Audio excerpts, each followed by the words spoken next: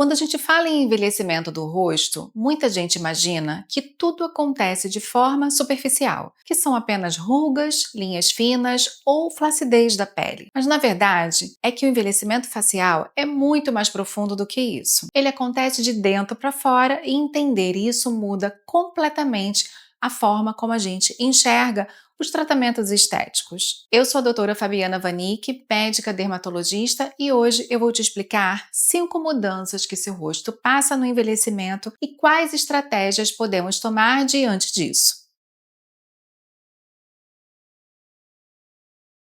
Algo que é fundamental para entender o envelhecimento facial. Existem regiões do rosto que mudam de forma muito clara ao longo da vida. Elas perdem sustentação, alteram ângulos e impactam diretamente na harmonia facial. Quando a gente aprende a identificar essas regiões, fica muito mais fácil entender por que alguns tratamentos funcionam e outros não funcionam para todo mundo. Ao longo dos anos, o rosto não perde apenas colágeno, ele perde estrutura. Ossos sofrem reabsorção, compartimentos de gordura podem diminuir, aumentar ou mudar de posição. Ligamentos afrouxam e a musculatura passa a exercer forças diferentes sobre a face, seja com mais ou menos força. É por isso que, em muitos casos, a pessoa se olha no espelho e sente que o rosto está diferente, envelhecido, derretendo, com aparência mais cansada e contorno menos definido. São muitos os motivos para explicar o que está acontecendo. E vou começar falando sobre a região mais importante e influente de todas as demais, a região do terço médio, que é onde fica essa região malar ou as maçãs do rosto. Nessa região, a absorção óssea acontece na região da maxila, ou seja, essa região anterior.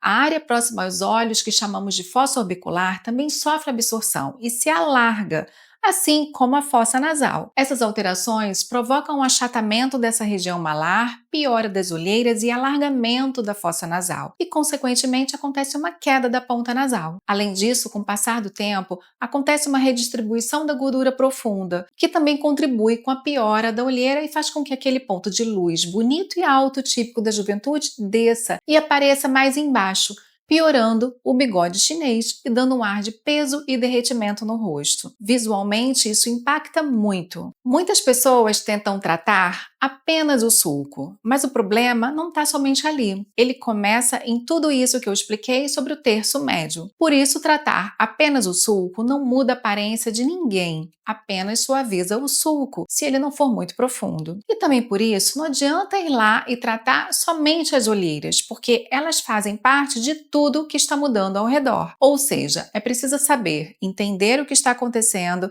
e saber tratar corretamente para que realmente o tratamento faça diferença e dê tudo certo. Uma outra região que merece muita atenção é essa região perioral e as linhas de marionete. Aqui, além do suporte ósseo e afinamento da pele, a queda da bochecha pesa sobre os lábios superiores e empurra o canto dos lábios para baixo. Temos também as alterações musculares importantes que contribuem para isso. E são os músculos que mexem a todo momento, porque são músculos da mímica da fala, ou seja, a superfície da pele mostra as marcas desse movimento frequente. Os lábios ficam mais finos e virados para dentro. E de novo, eu digo para vocês, de nada adianta tratar apenas a região dos lábios se eu não souber identificar todas as modificações e não souber tratar na ordem correta até chegar na região labial ou perioral. Seguindo para o terço inferior, nós temos o contorno do rosto, que é formado pelo osso da mandíbula e do queixo, e pela gordura superficial que temos próximo a eles e aos músculos que estão por baixo, que em geral tracionam o rosto para baixo, atrapalhando ainda mais o contorno do rosto. Nessa região inferior, a absorção óssea também acontece. Ocorre um deslocamento da gordura e é aí que o rosto aparece pesado e derretido. Aquela linha bem definida que, entre o rosto e o pescoço, começa a se apagar. Surgem os famosos bulldogs e o rosto perde o ângulo. Como eu já expliquei, agora vocês sabem, isso não acontece apenas pela perda de colágeno e flacidez da pele. É uma perda de base, de estrutura, do que dá suporte. Sem estrutura, os tecidos não têm onde se prender e apoiar, já que os ligamentos também ficam mais frouxos. Ao olharmos para o queixo, percebemos que essa é uma região extremamente importante, pois dá contorno, estrutura ao centro inferior da face e ele também sofre alterações, porque tende a rodar para cima, encurtando o rosto se a gente examina de perfil. E é por isso que muitas vezes é necessária a abordagem do queixo no tratamento global da face, que está começando a envelhecer. Pequenas mudanças nessa região têm um impacto enorme na harmonia da face como um todo. E o que falar do terço superior? Há um afinamento da gordura, o que deixa o osso da fronte mais evidente com toda a sua variação de contorno. E na região temporal, que também fica mais funda, o que diminui o suporte da sobrancelha e da região das pálpebras superiores. Por isso, tratar a têmpora pode auxiliar nos efeitos do tratamento de flacidez na região ao redor dos olhos e da olheira. Quando a gente soma todas essas alterações, o resultado é um rosto que parece mais pesado, menos definido, com menos ângulos e com uma aparência cansada. Não é excesso de pele, não é falta de hidratação, é perda de estrutura e deslocamento das camadas de gordura e da pele para baixo. E é por isso que uma das estratégias que eu mais gosto de usar para tratar esse tipo de envelhecimento é o preenchimento com ácido hialurônico, voltado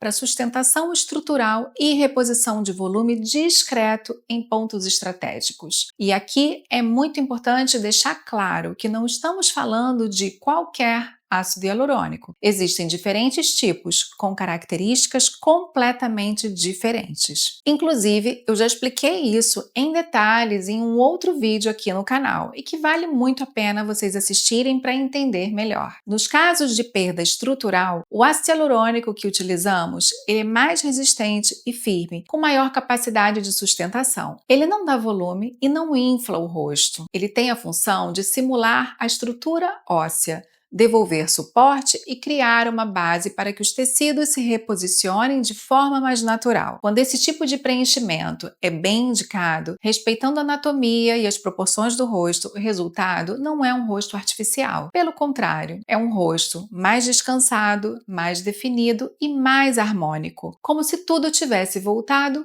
para o lugar. Muitas vezes, as pessoas percebem que algo melhorou, mas não sabem dizer exatamente o que. E esse é o melhor sinal de um tratamento bem feito. É fundamental entender que esse tipo de abordagem não é padronizada. Cada rosto envelhece da sua maneira particular, de acordo com a sua forma genética, mas acontecem mudanças em todas essas áreas e camadas, como eu expliquei. E essas diferenças anatômicas particulares de cada um podem ser mais favoráveis ou não ao que ocorre com o envelhecimento. E é importante reforçar também que envelhecer não é um problema, é um processo natural e muito interessante. E por conta do que eu expliquei, o que não dá é tentar tratar apenas cuidando da superfície. Se você gosta desse tipo de conteúdo com explicações mais profundas sobre estética, anatomia e envelhecimento facial, curta esse vídeo, se inscreva aqui no meu canal e ative o sininho para acompanhar os próximos vídeos. E me conta aqui embaixo qual dos primeiros sinais você já observou por aí.